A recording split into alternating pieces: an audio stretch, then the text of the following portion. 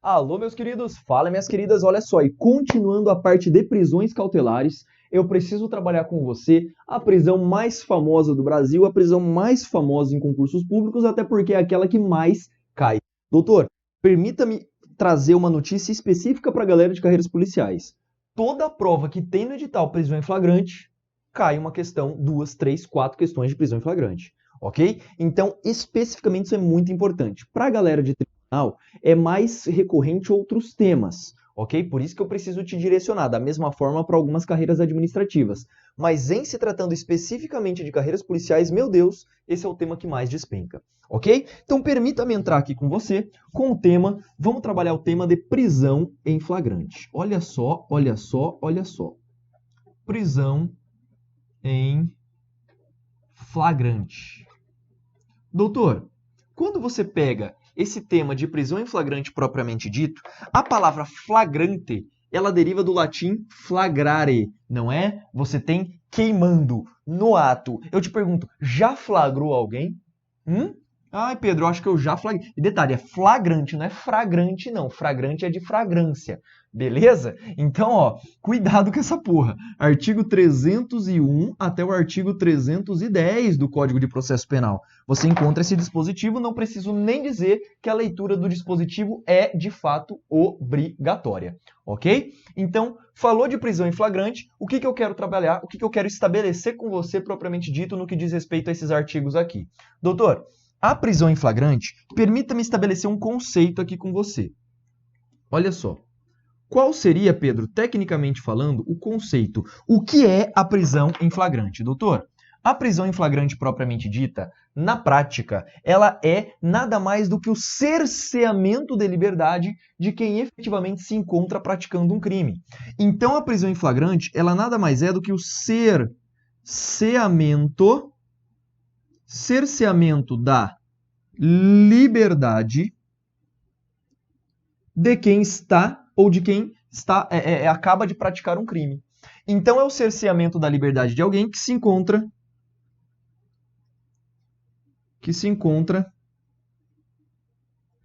praticando um crime. Ok? Bacana. Aí você pode até me indagar, Pedro, bacana. Mas por que eu devo cercear a liberdade de uma pessoa que está praticando um crime? Por que eu devo restringir a liberdade? Qual é a finalidade de se implementar uma prisão em flagrante? Eu vou até melhorar isso para você, para ficar mais organizado no seu caderno. Ó. Segundo, qual é a finalidade da prisão em flagrante? Né? Tema 2.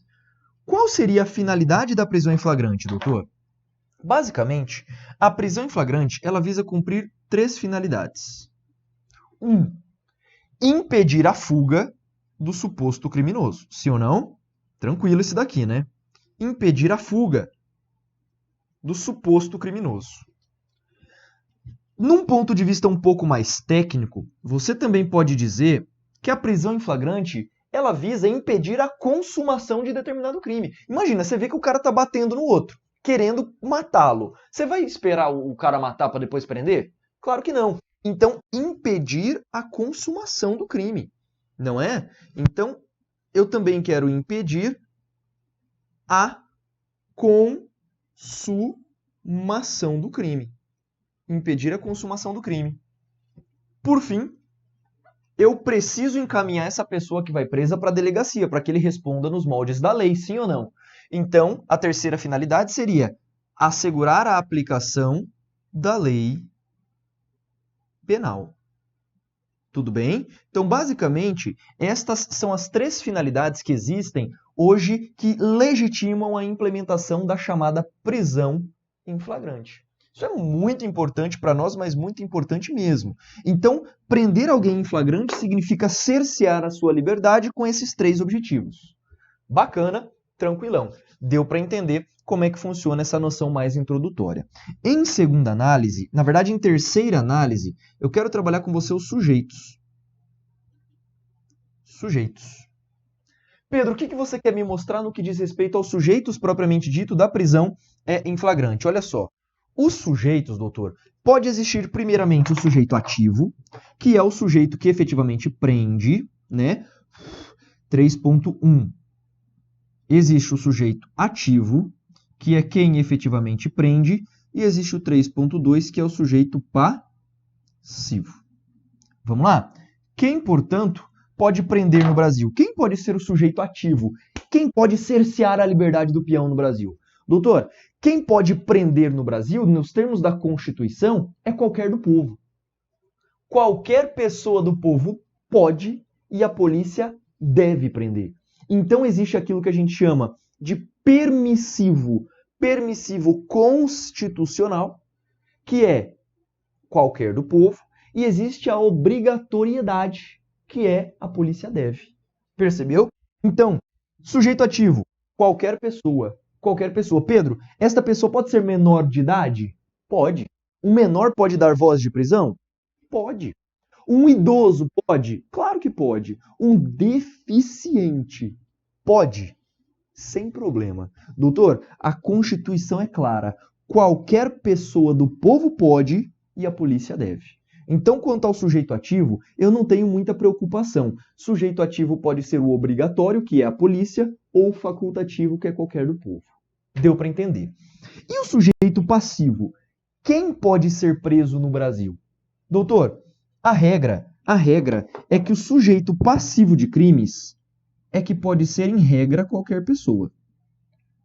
Em regra, também qualquer pessoa. Só que eu tenho um probleminha aqui. Faço uma observação no que diz respeito a algumas autoridades. Pedro, como assim quanto a algumas autoridades? Olha só. A regra é que tanto qualquer pessoa pode prender, quanto qualquer pessoa pode ser presa. Só que existem autoridades que não serão submetidas, de qualquer forma, ao regime prisional. Vale dizer, existem autoridades que não serão levadas em conta, que não poderão ser presas no que diz respeito à prisão em flagrante. Vamos ver como é que isso funciona no sujeito passivo? Me acompanhe aqui na tela para nós darmos uma olhada. Eu coloquei para você, eu plotei para você algumas situações. Vem aqui comigo, olha só. Não podem ser presos em nenhuma hipótese. Nunca poderá ser preso em flagrante, tá? Não podem ser presos, nesse caso, em flagrante, tá? Não poderão ser presos, nesse caso, em flagrante.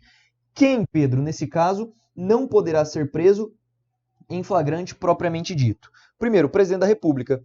Doutor, o presidente só pode ser preso após uma sentença transitada em julgado. O presidente da República nunca poderá ser preso em flagrante. Ele tem uma imunidade que a gente chama de imunidade material, né? A gente não pode prendê-lo, propriamente dito, no que diz respeito a essa parte das imunidades dos presidentes. O presidente ele não poderá ser preso em flagrante, ok? Bastante cuidado nesse ponto aqui. Diplomatas estrangeiros. Claro, o Brasil ele aderiu à Convenção de Viena de Diplomacia, portanto, nós não poderemos, prender diplomatas estrangeiros aqui no Brasil. E doutor, menor de idade. As pessoas que são menores de idade não poderão ser presas, elas serão apreendidas. Muito cuidado com esse dispositivo por expressa previsão do ECA. Tudo bem? Os menores de idade não poderão ser presos, eles serão apreendidos propriamente dito. Então, nesses casos, em nenhuma hipótese, esses sujeitos poderão ser presos. Agora, existem algumas autoridades que somente poderão ser presas por crime inafiançável, se o flagrante for dado por crime inafiançável. Quem são essas autoridades? Doutor, membro do Congresso Nacional, entre eles deputados federais e senadores. Tudo bem? Vem aqui comigo. Deputados federais e senadores, portanto, somente poderão ser presos em flagrante, se praticado um crime inafiançável. Mas lembre-se que a lavratura desse APF não será presidida pelo próprio delegado, mas sim pelo membro que efetivamente ele está vinculado à casa. Tudo bem? Essa notificação tem que ser remetida em 24 horas para a casa legislativa a que pertence, para que ela vá decidir a respeito da manutenção ou não desta prisão. Isso é importante que se diga. Tudo bem? Bastante cuidado com esses membros do Congresso Nacional. Além disso, volta aqui comigo. Magistrados, doutor. Os magistrados não poderão ser presos, a não ser por crime inafiançável. Entre eles, nós podemos colocar aqui juízes, desembargadores e também os ministros. Bacana? Membros do Ministério Público, os procuradores e também os promotores. Também não poderão ser presos em flagrante. E, em última análise, eu tenho que lembrar aqui com você os advogados. Mas, doutor, cuidado com os advogados. Pedro, por quê? Porque os advogados somente poderão ser presos por crime inafiançável quando ele exercer a sua profissão com o intuito de praticar crimes, como, por exemplo, o advogado que trafica drogas guardando droga dentro da advocacia. Neste caso, ele poderá ser preso, ok? Os advogados por motivo do exercício da profissão. Bacana? Então você sabe que tráfico de drogas é considerado crime inafiançável, neste caso o advogado poderá ser preso também, ok? E por fim eu coloquei para você em determinadas épocas, mas doutor, não se preocupe muito com isso aqui não, isso aqui é mais preciosismo meu mesmo. Só estude isso aqui se tiver no seu edital, o Código Eleitoral, tudo bem? O Código Eleitoral é a questão relativa ao eleitor, nos 5 dias antes e 48 horas após o pleito, candidatos nos 15 dias anteriores ao pleito e membros das mesas receptoras e fiscais no dia do pleito. Tudo bem? São algumas situações também em que se torna proibido a prisão em flagrante. Bacana? Volta aqui comigo. Vamos trabalhar, portanto, agora algumas observações no que diz respeito a esses sujeitos passivos. Doutor, estas observações que eu vou abrir com você são muito importantes para a tua prova, mas muito importantes mesmo. Vamos dar uma olhadinha? Como é que funciona isso, Pedro? Então vamos abrir aqui no tópico 3 uma observação. Observações, né? Eu vou colocar a primeira observação, ó. Um indivíduo que presta socorro. O indivíduo que presta socorro à vítima de acidente, por exemplo, veicular que ele mesmo causou. A pessoa que presta socorro, ela pode ser presa em flagrante? Imagina, você praticou um crime de lesão corporal culposa na direção de veículo automotor e ali ficou assegurando o socorro desta vítima. Doutor, quem presta socorro não age com periculum libertatis. Portanto, proibido é a implementação da prisão em flagrante. Inclusive, isso está expressamente previsto no artigo 301 do Código de Processo Penal. Perdão, do CTB, ok? No artigo 301 do CTB do Código de Trânsito é impedido a fiança e a prisão em flagrante de quem presta socorro à vítima, ok? Então, quem presta socorro não poderá ser preso em flagrante. Segundo, quem pratica uma infração de menor potencial ofensivo. Quem pratica crimes ou contravenções, olha só, crimes com pena máxima de até 2 anos, crimes com pena máxima de até 2 anos, ou quem pratica qualquer contravenção penal, não poderá ser preso em flagrante, desde que assuma o compromisso de participar voluntariamente de todos os atos do processo, ok? Quando o indivíduo ele for encaminhado à delegacia por uma IMPO, ele vai assinar um termo de comparecimento aos autos do processo e vai ser liberado. Nesse caso, ele não será preso em flagrante. Bastante importante também. Existe uma terceira celeuma que diz respeito a quem age amparado por uma excludente de licitude. Doutor, também por expressa previsão do CPP, quem pratica um crime baseado em uma excludente de licitude, vale dizer legítima defesa, estrito cumprimento do dever legal. Claro que no caso concreto eu vou precisar denotar, eu preciso constatar esses elementos. Quem pratica o crime amparado por isso aqui também não poderá ser preso em flagrante por falta justamente do periculum libertatis. Ok? Quarta situação, quarta observação marcante aqui para nós. Quem trabalha com crimes habituais. Olha só. Permita-me salientar o conceito de crime habitual. Crime habitual, doutor, é aquele crime que se consuma apenas com condutas reiteradas. Quem pratica um crime habitual, como a consumação só se dá com vários fatos, a doutrina majoritária nessa vertente, vários doutrinadores, Nestor Távora, Ada Pellegrini, o próprio Torinho Filho, você tem o Renato Brasileiro, eles têm um posicionamento que não cabe a questão de crimes, a prisão em flagrante em crimes habituais, justamente porque crimes habituais exigem condutas reiteradas. Tudo bem? Também não se admite a prisão em flagrante. E quinta hipótese, na questão de apresentação. O indivíduo mata alguém e vai lá e se apresenta na delegacia como sendo o autor do crime. Doutor, o flagrante por apresentação é possível? Também por entendimento doutrinário e jurisprudencial? Não, justamente porque esse indivíduo ele não age com periculum libertatis. Tudo bem? Então, no flagrante por apresentação, não existe perigo de liberdade. A pessoa até se apresentou como sendo o autor do crime no caso em concreto. Isto venceu o flagrante por apresentação, incabível na prática. Tudo bem? Estas 5 observações são muito importantes para nós no que diz respeito ao tema de sujeitos. Superado isso, eu já me sinto à vontade para nós trabalharmos um ponto um pouquinho mais complexo que diz respeito às modalidades de flagrante. Agora o bicho pega, hein? Então, 4. Modalidades de flagrante. Vamos lá? Modalidades, tecnicamente falando, de flagrantes. Olha só, dentre essas modalidades de flagrante, eu trago para você o ponto mais importante do seu estudo. Artigos 301 e 302 do CPP. Meu Deus, se eu pudesse, eu gritaria com você nesse momento. Primeiramente, vamos fazer uma visão dicotômica. Existem flagrantes apontados pelo próprio Código de Processo, como eu falei para você, artigos 301 e 302, e existem flagrantes que foram implementados pela doutrina. Eu vou falar primeiramente os do CPP e em seguida nós damos prosseguimento aos flagrantes doutrinários. Vamos lá? Classificação dos flagrantes no que diz respeito ao Código de Processo. Doutor, existe o flagrante facultativo, esse aqui eu vou colocar até junto porque eles são mais fáceis, né? E também o flagrante obrigatório. Flagrante facultativo é aquele flagrante realizado por qualquer do povo. Qualquer um do povo pode. E a polícia deve. Então, flagrante obrigatório é aquele feito pela polícia e flagrante facultativo é aquele feito por qualquer do povo. Bacana essa classificação, bem simples. Agora, existe o flagrante próprio, ou chamado também de flagrante real ou propriamente dito. Doutor, o flagrante próprio ou flagrante real é aquele flagrante que tem como elementos, vamos lá? Primeiro elemento, o indivíduo está praticando o crime ou o indivíduo acaba de praticar. Só que aqui, ele ainda se encontra no local do crime.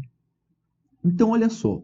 Neste momento, no flagrante próprio ou no flagrante real, o indivíduo está com a mão na massa ou ele acabou de terminar a conduta criminosa, mas ainda se encontra no local do crime.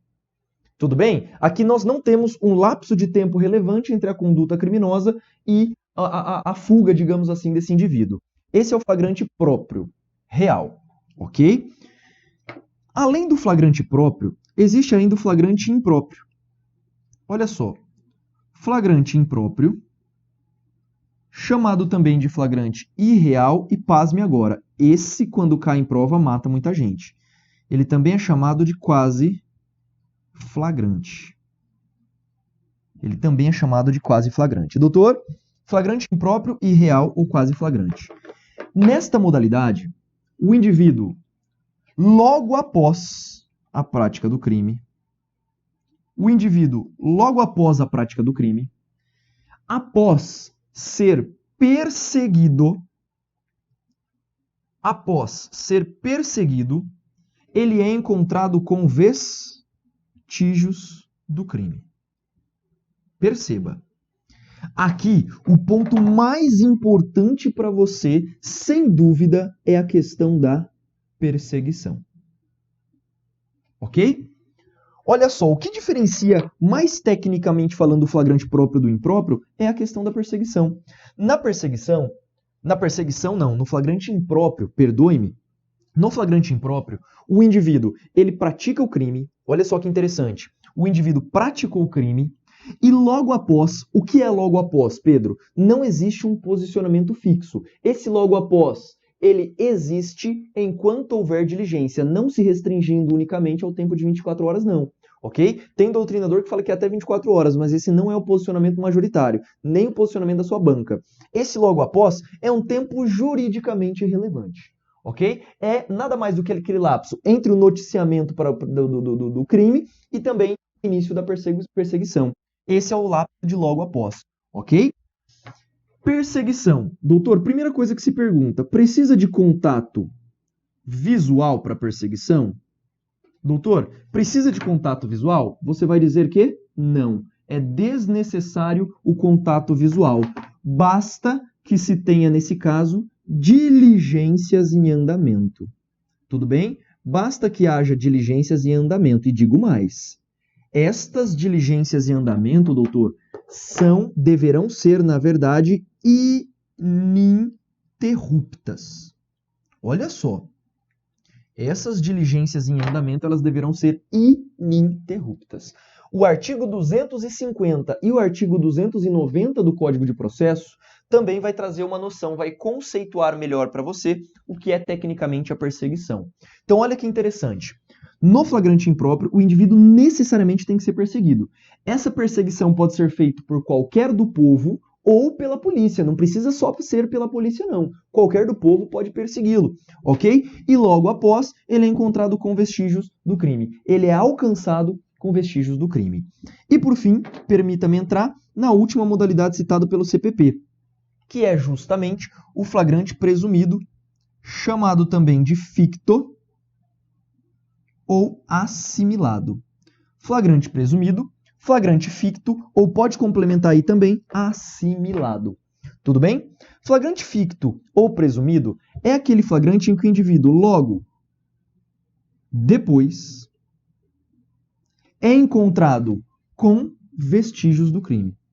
Olha que interessante. Olha que interessante essa parada. Pedro, qual é a diferença de logo depois para logo após? Não temos como discutir isso aqui, né? Vestígios, ele é encontrado. Pedro, mas ele também é encontrado com vestígio aqui no impróprio. Pois é, a única diferença entre o flagrante presumido e o ficto é o quê? Perseguição.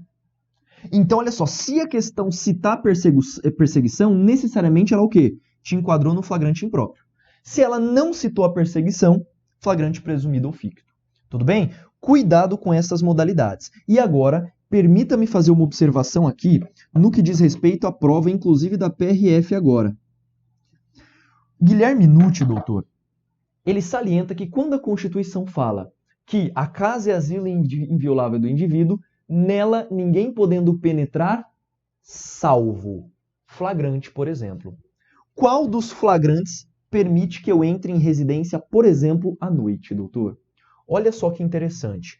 Para o Guilherme Nucci, só era possível entrar em residência mediante situação de flagrante somente diante do flagrante próprio.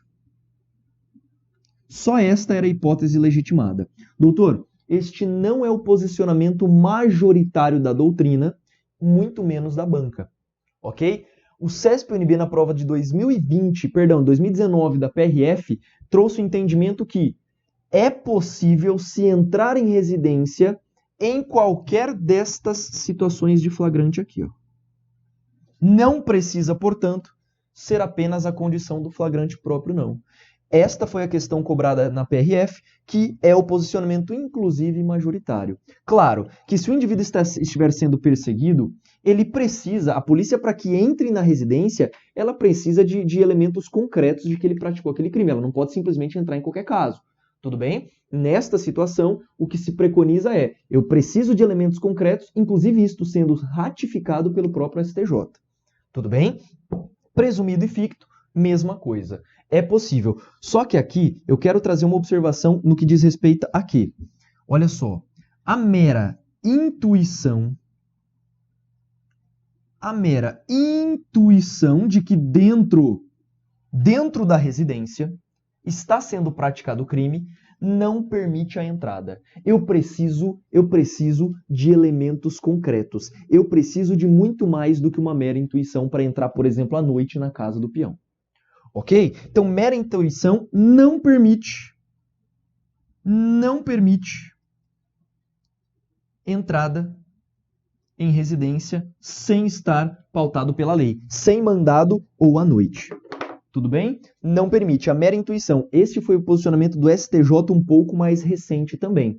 E aí vem o STF complementando essa ideia dizendo, olha só, em situação de entrada em residência sem mandado ou em período noturno, somente será possível a entrada em residência quando houver fundadas razões. Fundadas razões. Eu preciso de um motivo verdadeiro na hora de entrar em residência. Então a mera intuição não permite não a entrada. Quem nos disse isso foi o STJ e o STF complementou dizendo o seguinte, amigão, essas fundadas razões deverão ser avaliadas pelo juiz por controle a posteriori. O juiz posteriormente deverá verificar se existia de fato essas fundadas razões para entrada em residência.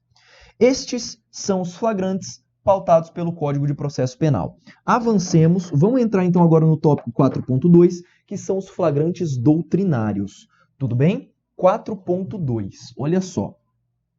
Quando nós trabalhamos, portanto, o tema 4.2, estamos diante de flagrantes doutrinários, meu amigo. Olha só. Flagrantes doutrinários. Dentro dos flagrantes doutrinários, eu quero dividir para você aqui, ó, os flagrantes 4.2.1. Existem flagrantes lícitos e 4.2.2 existem os flagrantes ilícitos, doutor. Quais seriam as hipóteses de flagrantes lícitos apontados pela doutrina, Pedro? O flagrante que nós chamamos, esse aqui é importante, hein? O flagrante postergado, chamado também de flagrante diferido, e o flagrante esperado. Estas são hipóteses lícitas. Pedro, o que é o flagrante postergado ou diferido? Doutor, imagine aquela condição em que agentes infiltrados em organizações criminosas presenciam uma série de crimes. Esses agentes que estão infiltrados, notadamente, conviverão com vários crimes. Pedro, mas esses agentes policiais, eles não vão prender ali na hora? Doutor, não. A própria lei permitiu. Qual lei, Pedro? Organizações criminosas, lei de drogas. Esta lei permitiu que esses agentes postergassem o flagrante na expectativa de conseguir criminosos mais relevantes ou maior quantidade de produto do crime. Então eu vou adiar a prisão para concretizá-la futuramente na expectativa dela ser mais exitosa. Este é o flagrante postergado ou diferido. Aqui o flagrante postergado ou diferido ele está previsto notadamente em duas legislações importantes para nós. Na Lei 11.343 de 2006 e também na Lei 12.850 de 2013, que é a Lei de Organizações Criminosas e Lei de Drogas. Nesses casos, é possível sim. A Lei de Organizações Criminosas diz que a comunicação da não prisão em flagrante deverá ser comunicada ao juiz, ok? E a Lei de Drogas, ela manda que haja mandado judicial autorizando expressamente a não prisão. Tudo bem? Então esse é o flagrante postergado ou diferido, flagrante lícito. Pedro, flagrante esperado. Doutor, flagrante esperado é aquele flagrante advindo de uma notícia criminis prévia. Então, de uma notícia criminis prévia, a polícia se antecipa ao fato criminoso. Diante do flagrante esperado, a polícia se antecipa à execução e consumação do crime na expectativa de conseguir pegar o cara com a mão na massa. Esse é o flagrante esperado. Tudo bem? Então, nesse caso, ele é lícito, Pedro? Sim. Na doutrina norte-americana, isto não se torna lícito porque eles alegam ser crime impossível. Mas no Brasil, isto é plenamente aceito, inclusive de maneira pacífica pelas nossas bancas de concurso aí. E as modalidades ilícitas, Pedro? Olha só. Nós temos o flagrante, nesse caso aqui, preparado. Existe ainda o flagrante forjado. E eu vou complementar com uma doutrina relativamente nova, o flagrante cataléptico. Pedro, como assim? Quer ver? Flagrante preparado. Doutor, o flagrante preparado, já vou adiantar para você, de acordo com o STJ, o flagrante preparado é nada mais do que um crime impossível. Como assim, Pedro? Olha só que interessante. Se você preparou uma situação de flagrante para alguém, imagine que você, querendo saber se a pessoa estava envolvida com drogas, você solicitou para ela, para um amigo seu, por exemplo. Falou, você tem uma bala aí e tal? O cara fala assim, cara, não tenho, parei com essa porra. Ele fala, mas você conhece quem tem? Ele fala, conhece, consegue lá pra gente? Seu amigo vai lá, busca e volta. Quando ele volta, você tá voz de prisão. Doutor, esse flagrante é notadamente ilícito, porque você preparou esse flagrante. Qual era a chance desse flagrante se consumar? Foi você quem provocou esse flagrante. Então, para o STJ, trata-se de crime impossível o flagrante preparado. Tudo bem? O flagrante forjado, não preciso nem dizer. Você está numa blitz, você é policial militar, por exemplo, policial rodoviário federal. Você abordou uma pessoa que é um desafeto seu. Você está com um pouquinho de cocaína que você apreendeu anteriormente no seu bolso, você tira esse saquinho, bota no carro e fala, opa, o que é isso aqui? Ó? Tá traficando? Porra, eu não preciso nem dizer que o flagrante forjado, chamado também de maquinado, não é? Chamado também de flagrante maquinado, ou até mesmo de flagrante urdido. Esse flagrante, doutor, é classicamente ilícito, ok? E por fim, o flagrante cataléptico, que é a mais nova interação que nós tivemos com uma doutrina um pouco mais recente. Olha só, no flagrante cataléptico, o indivíduo, perceba agora, no flagrante cataléptico, o indivíduo, ele dá voz de prisão para o cara, por exemplo, um agente público da polícia, um policial dá voz de prisão e fala assim, ó, se você me der tanto, eu te libero.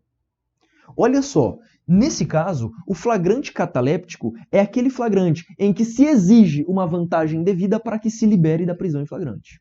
Este é o conceito técnico de flagrante cataléptico, um flagrante um pouco mais recente no que diz respeito à doutrina mais nova. Tudo bem? Bacana. Doutores, superamos as modalidades aqui de flagrante. Agora, para fechar o tema de prisão em flagrante, eu tenho que trabalhar com você o quê? Procedimento. E, doutor, sem dúvida, um dos tópicos que mais vem caindo no que diz respeito à prisão em flagrante, ok? Vamos ao procedimento? 5. Procedimento da prisão em flagrante. Vamos trabalhar, portanto, com esse procedimento. Olha só. O procedimento, ele é classicamente dividido, doutor, em 3 grandes etapas. Na verdade, 4, né? Tem doutrina que fala 3, tem doutrina que fala 4. Eu, particularmente, acredito ser mais didático trabalharmos com a doutrina que trabalha com 4 etapas a prisão em flagrante, tá? Então, vamos lá. 5.1. Eu vou trabalhar aqui com a situação da captura. Viu um agente praticando um crime? Captura. Pega, apreende esse indivíduo, ok? Em seguida, após a captura, você vai fazer a sua condução coercitiva. Condução coercitiva, ok? Você vai conduzi-lo, você vai levá-lo romanticamente para dar uma voltinha de viatura. Tudo bem? Bacana? Então, olha que interessante. Condução coercitiva. Em seguida, você vai fazer o quê? A formalização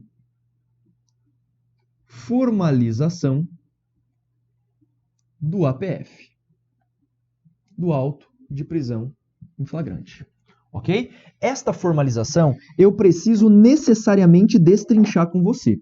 Pedro, como assim destrinchar com você? Olha só, falou da formalização do auto de prisão em flagrante, como que eu destrincho tecnicamente isso aqui com você? Olha só, primeira etapa da formalização. Eu quero apresentar para você quem protagoniza a questão da formalização do auto de prisão em flagrante. Quem são os protagonistas dessa fase, digamos assim? Olha só. Nós temos, primeiramente, a apresentação, o condutor, não é? O condutor pode ser qualquer pessoa do povo. Qualquer pessoa do povo vai conduzir a pessoa presa até a delegacia, até a autoridade chamada de delegado de polícia. Então, quem protagoniza é o condutor. Eu vou apresentá-lo para a autoridade policial. Autoridade policial. Só que aqui você tem que tomar cuidado. Essa autoridade policial, muita atenção, será que é apenas ela quem pode lavrar o auto de prisão em flagrante? Ou será possível também que outras autoridades o façam? Olha só, é possível, por exemplo, um juiz, doutor, lavrar o auto de prisão em flagrante? Doutor, sim. Nos termos do CPP, salvo engano no artigo 307, é possível a lavratura por outras autoridades, quando feito presencialmente. Imagina, durante uma audiência, uma pessoa desacata o juiz ali no momento da audiência. Doutor, na hora o juiz pode decretar o quê? A prisão do indivíduo e lavrar o auto de prisão em flagrante. Então não é apenas o delegado quem pode presidir a lavratura do APF. Isso pode ser feito também na presença, por exemplo, do juiz ou, por exemplo, na presença de membro de CPI. Qualquer pessoa que presida, por exemplo, uma investigação. Ok? Então, olha só. Não é apenas a autoridade policial. Bacana? Presença do juiz é possível, presença do presidente da CPI é possível, presença do presidente da investigação do MP também é possível, e por aí vai. Pedro, e se não tiver autoridade policial no local em que vai se prender? Doutor, você vai para a circunscrição mais próxima para apresentar esse preso. É sempre obrigatório a presidência de uma autoridade na lavratura do APF. Ok? Sempre obrigatório. Não havendo autoridade policial, portanto, circunscrição mais próxima. Agora, e a questão do escrivão de polícia? Quem vai lavrar o APF é o escrivão. Olha só, Pedro, e se não tiver escrivão na comarca? Doutor, na falta do escrivão, olha quem nomeia o escrivão. Artigo 305 do CPP. Na falta do escrivão, a autoridade policial. Doutor, na hora o delegado nomeia. É o chamado escrivão ad hoc. Ok? Na hora, o delegado nomeia um escrivão para atuar no caso. Olha que interessante. Portanto, falamos da protagonização da lavratura do auto de prisão em flagrante. Quem são as autoridades envolvidas e como que isso deve se dar. Em seguida, qual que é o passo, Pedro? Antes mesmo das oitivas, olha só. O próximo passo, dentro da formalização do APF, é justamente a comunicação imediata. Doutor, comunicação imediata. É na hora, é no ato. Eu não posso esperar. Pedro, comunicação imediata para quem? Doutor, juiz, Ministério Público e também para a família da pessoa ou até mesmo qualquer outra pessoa indicada por ele.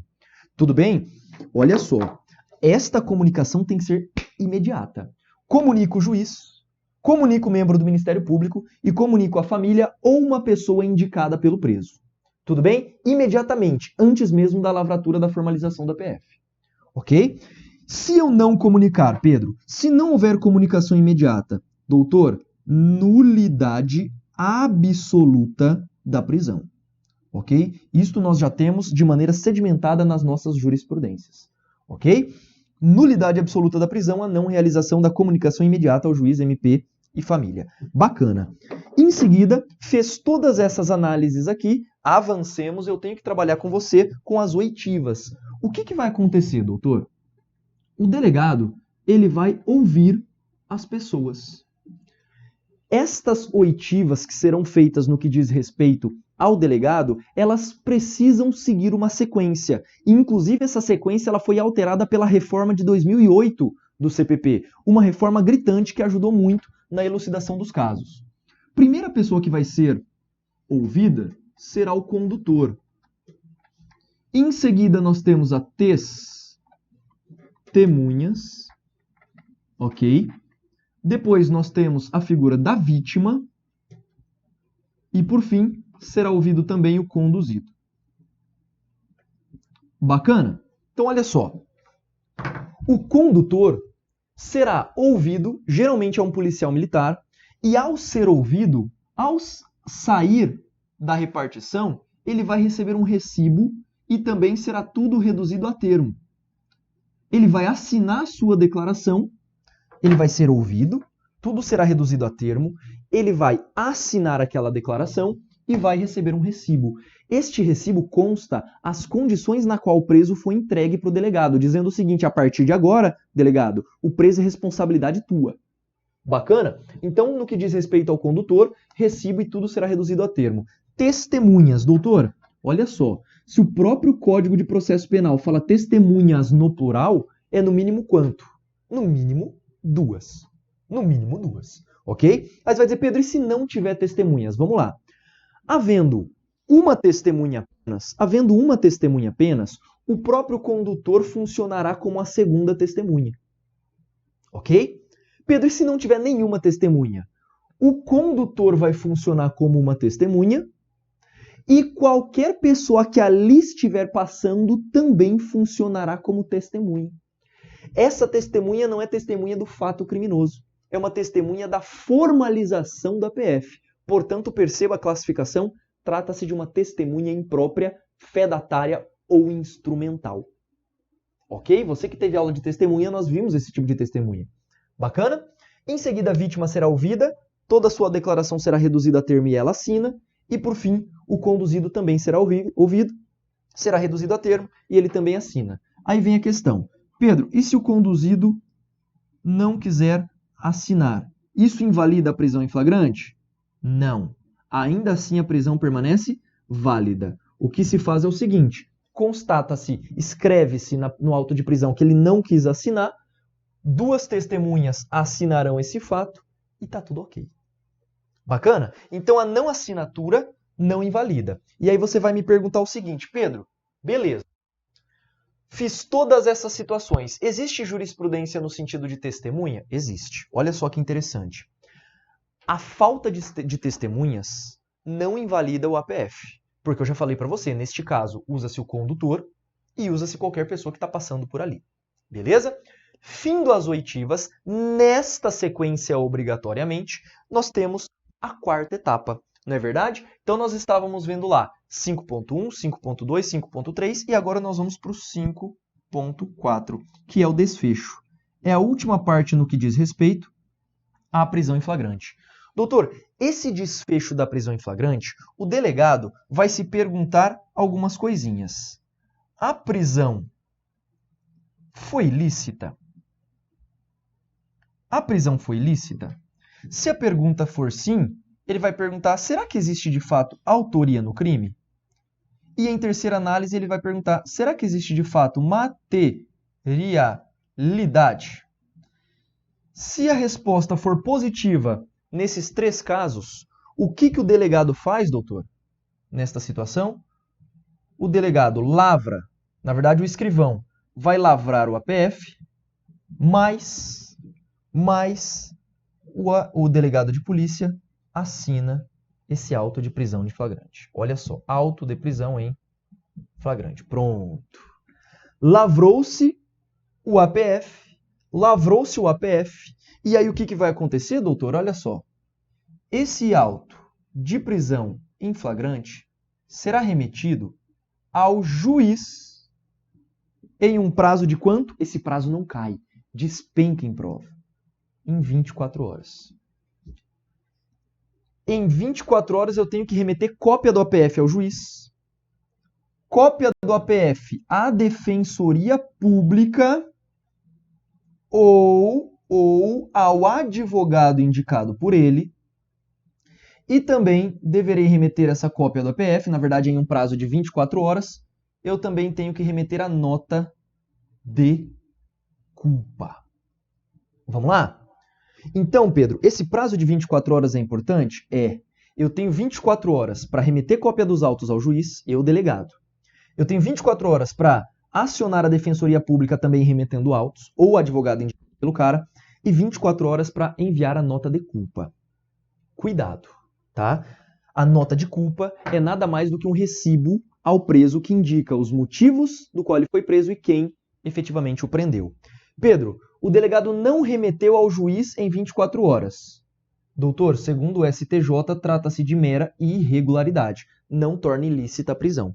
Ok? O delegado responderá administrativamente por isso.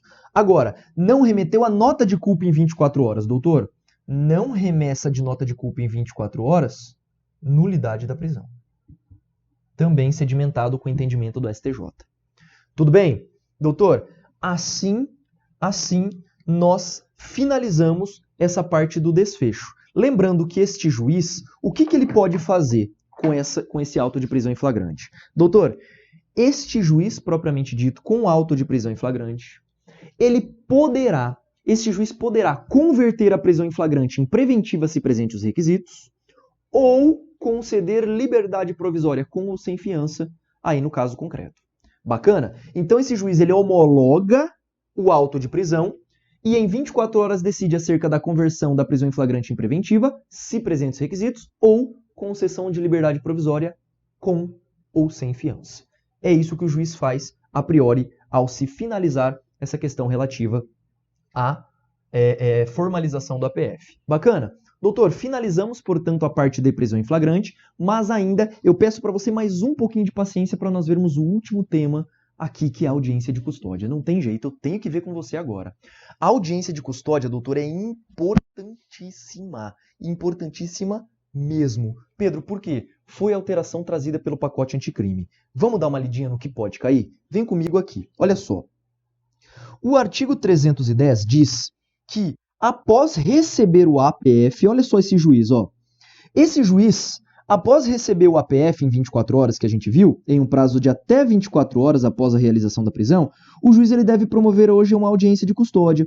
Então, doutor, em 24 horas depois de remetido esse APF, deverá haver a audiência de custódia agora também, com a presença do acusado, do seu advogado constituído ou de membro da defensoria e junto com a MP. Ok? Em que o juiz deve fundamentadamente fazer algumas coisas. Quais são elas, Pedro? Primeiro, verificar se a prisão foi praticada nos termos de uma excludente de ilicitude, ok? E se foi praticado diante de uma excludente de ilicitude, concedo liberdade provisória. Isso será visto na audiência de custódia. Tudo bem? Se o juiz verificar que o agente é reincidente, se o agente integra organização criminosa, armada ou milícia, ou que porta arma de fogo de uso restrito, deve denegar a liberdade provisória.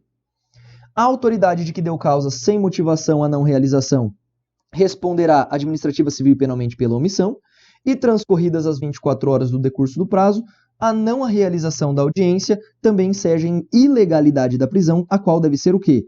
Relaxada. Doutor, isto é audiência de custódia. Vem aqui para mim. Então a inovação do pacote anticrime foi o quê, Pedro? Após a prisão e a remessa dos autos para o juiz, doutor, este juiz, ele deve, ao receber o auto de prisão, em um prazo de 24 horas, fazer audiência de custódia, para verificar as condições na qual esse indivíduo foi preso em flagrante. Dentro desse prazo de 24 horas que eu citei para você, é quando esse juiz deve denegar a liberdade provisória ou converter em preventiva. Percebeu que a lei trouxe algumas situações em que o juiz agora está vinculado. Por exemplo, se o cara for integrante de organização criminosa ou ter porte de arma restrita, nesse caso não será concedida a liberdade provisória nos termos da lei. Isso vai dar briga doutrinária com certeza, mas eu preciso te situar em relação à prova. E a prova vai trazer esta literalidade. Neste caso, o juiz em tese implementaria uma medida preventiva, como uma prisão preventiva. Tudo bem? Bacana? Doutor, para fechar, informativo 663. Será que pode ser feita audiência de custódia por videoconferência? Doutor, não. O STJ disse que não se pode fazer audiência de custódia por videoconferência. Esse informativo é recente, ao 663 do STJ, e com esse informativo e com todas essas informações, nós finalmente finalizamos a aula de prisão em flagrante. Perceba que é uma aula pesada, mas doutor, assista quantas vezes for necessário para conseguir gabaritar as questões da sua prova.